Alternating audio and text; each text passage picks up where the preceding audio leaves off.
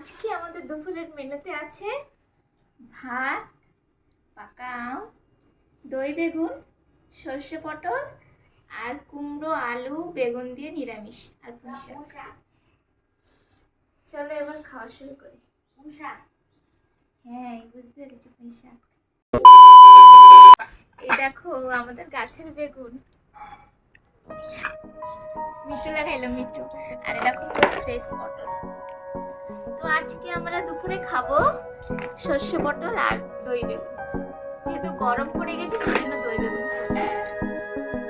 বেগুনটা এত ফ্রেশ, কাটতে ইচ্ছে হচ্ছে।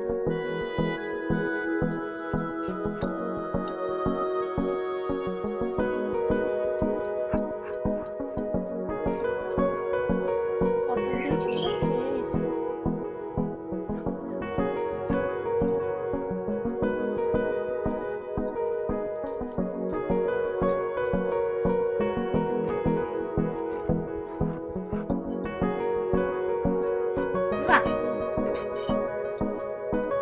এরকম আমার কাটা হয়ে গেছে, এখন রান্না করবো।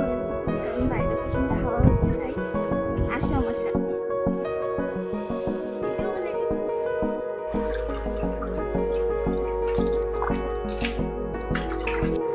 এখন হলুদ লবণ মাখাবো, বেগুনি হবে।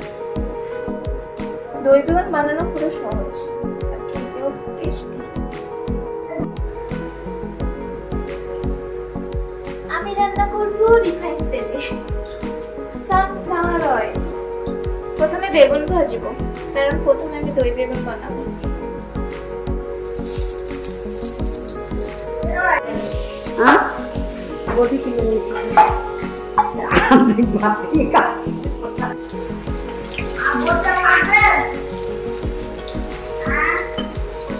দেখো দই বেগুনের জন্য বাটিতে দই নিচ্ছি। এটা হচ্ছে টক দই। হ্যাঁ,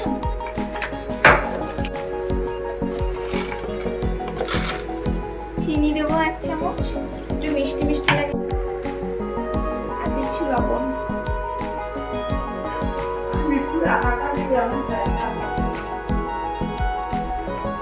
দইতে ভাজা বেগুনগুলো সব দিয়ে দেবো।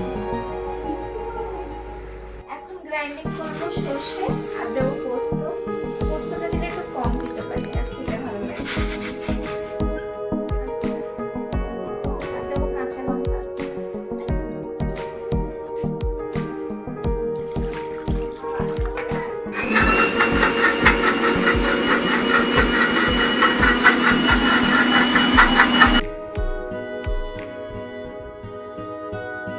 ফিনিশিং বাটা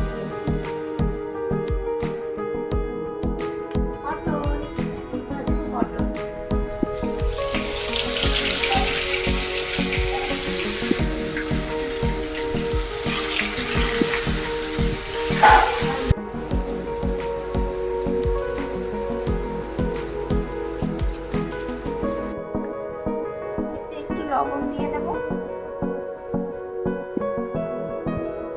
অল্প দেবো, কারণ আমি পটল ভাজার সময় লবণ দিয়েছিলাম তো।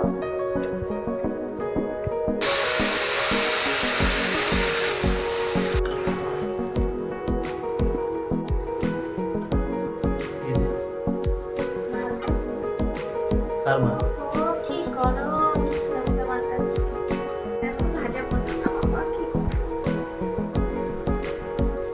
এটাকে ফুটে উঠেছি, পটল দিয়ে দেবো। একটু ফুটাবো। তৈরি হয়ে গেল সর্ষে পটল। দেখো কি টেস্টি হয়েছে, দেখেছো?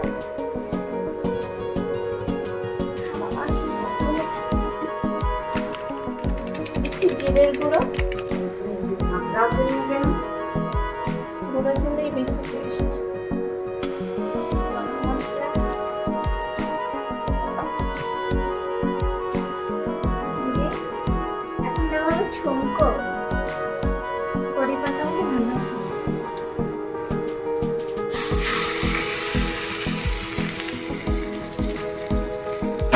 তৈরি হয়ে গেল আমাকে দই বেগুন।